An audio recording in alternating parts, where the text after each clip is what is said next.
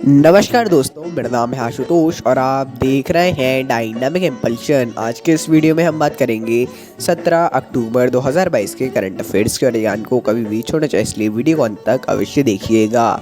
और हाँ, आप अपनी तैयारी को बहुत ही बढ़िया रखिए, अच्छा रखिए, है ना। मैं बार बार आप लोगों को कह रहा हूँ, जो भी आप लोगों का लक्ष्य है उसके लिए तैयार रहिए। बड़े से बड़ा लक्ष्य रखने की कोशिश कीजिए। डेली एक वो कर लीजिए, मैं आज मेरे को ये कंप्लीट करना है। एक चार्ट शीट बना लीजिए, एक डायरी ले आइए, ये कंप्लीट करना है, ये कंप्लीट करना है। और फिर उसके लिए आप तैयार हो जाइए कि हाँ, मेरे को तो ये कंप्लीट करना ही है। एक दिन पहले से आप इसके बारे में सोच लें, है ना। इस बात को याद रखिए और अपने दिन की शुरुआत करते रहिए। तो चलिए शुरू करते हैं सबसे पहली जानकारी के साथ।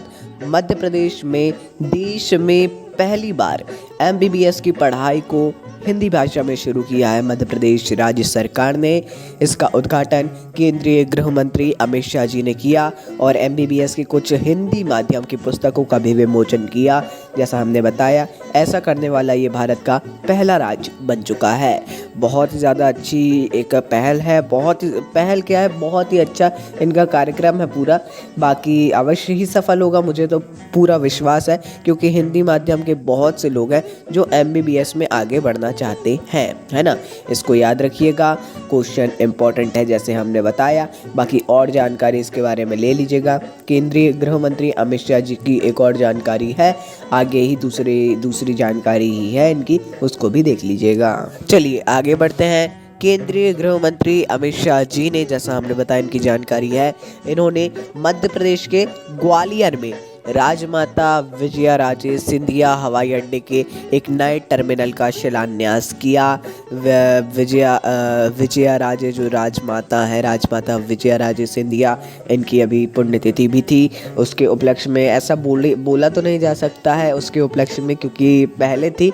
आज संडे है, आज मंडे है, संडे को किया गया था, है ना। तो अब इसके उपलक्ष्य में तो नहीं, लेकिन हाँ फिर भी ग्वालियर में सिंधिया, आप वही हैं, सब उन्हीं के नाम पे है। इसको याद रखिएगा अधिकतर चीज़ें। तो ऐसा भी करके आपको एक हिंट मिल सकती है यदि कोई प्रश्न ऐसा आता है तो। बाकी हिंट के बल पे मत रहिएगा, जब तक श्योर ना हो और माइनस मार्किंग हो तब तक उत्तर लगाना सही मैं नहीं मानता। चलिए आगे बढ़ते हैं। भारत 28 अक्टूबर को संयुक्त राष्ट्र सुरक्षा परिषद की आतंकवाद रोधी समिति के उद्घाटन दिवस के विचार विमर्श की मेज़बानी करने के लिए तैयार है। इससे आप समझ गए होंगे, जो आतंकवाद रोधी समिति है, इसके उद्घाटन दिवस की मेज़बानी इस बार भारत करने वाला है। अब इससे भी आवश्यक चीज़ ये है, ये जो पहला दिन होगा उद्घाटन दिवस पर विचार विमर्श जो है, मुंबई के ताज पैलेस में होने वाला है। अब ये क्यों होने वाला है, इससे आप समझिए। आतंकवाद रोधी समिति है और कहाँ पर होने वाला है ये? ताज पैलेस में, ताज होटल में, जो प्रतिष्ठित होटल है, जो 26/11 के मुंबई आतंकवाद रोधी हमलों के लक्ष्य में से एक था, है ना। अगली जानकारी को देखते हैं। उत्तर प्रदेश सरकार ने इलेक्ट्रिक व्हीकल के इस्तेमाल को बढ़ावा देने के लिए नई electric vehicle manufacturing and mobility policy 2022 लेकर आई है। ये एक बड़ी सौगात बताई जा रही है योगी सरकार की।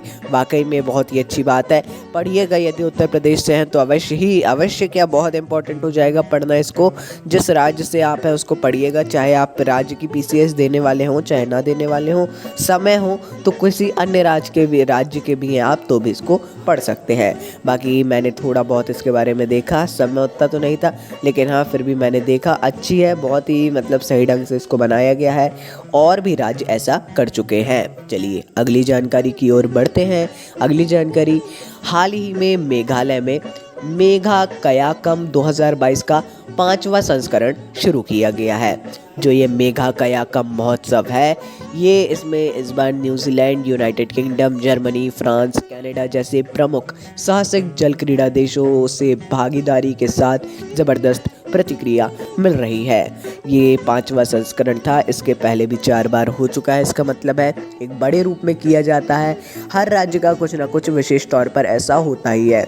ये जो है ये आपने देख ही लिया जल क्रीड़ा के क्षेत्र में होता है और ये एक इम्पॉर्टेंट वो भी है, इम्पॉर्टेंट टॉपिक बोल सकते हैं इसको। आइए अगली जानकारी की ओर बढ़ते हैं। राजमाता विजयाराजे सिंधिया जी की पुण्यतिथि थी। जैसा हमने बताया, इनकी पुण्यतिथि पर ग्वालियर में छठी राष्ट्रीय महिला मैराथन का आयोजन किया गया। ये कौन से जुड़ा हुआ है ये जानकारी? केंद्रीय मंत्री ज्योतिरादित्य सिंधिया और खेल मंत्री यशोधरा राजे सिंधिया ने इनका इस मैराथन को हरी झंडी दिखाकर शुरू किया। ये कौन सा संस्करण था? 6वां संस्करण था राष्ट्रीय महिला मैराथन का। और ये हालांकि उतना ज़्यादा इम्पोर्टेंट क्वेश्चन तो नहीं है, लेकिन हाँ राजमाता विजयाराजे का नाम जुड़ा हुआ है तो आप इसको देख सकते हैं। चलिए अगली जानकारी की ओर बढ़ते हैं। अगली जानकारी को देखते हैं। प्रतिवर्ष 17 अक्टूबर को विश्व गरीबी उन्मूलन दिवस मनाया जाता है।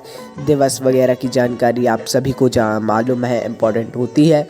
वर्ष 1992 में विश्व गरीबी उन्मूलन दिवस की घोषणा की गई थी।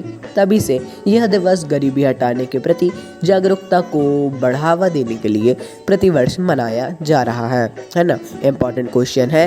आज के इस वीडियो में बहुत से ही इम्पॉर्टेंट क्वेश्चन है, ऐसा कुछ नहीं बोला जा सकता ये है ये नहीं है, इम्पॉर्टेंट क्वेश्चन सभी हैं। बाकी और देख लीजिएगा इसके बारे में, और दिवस वगैरह आप सभी को याद रहना ही चाहिए, है ना।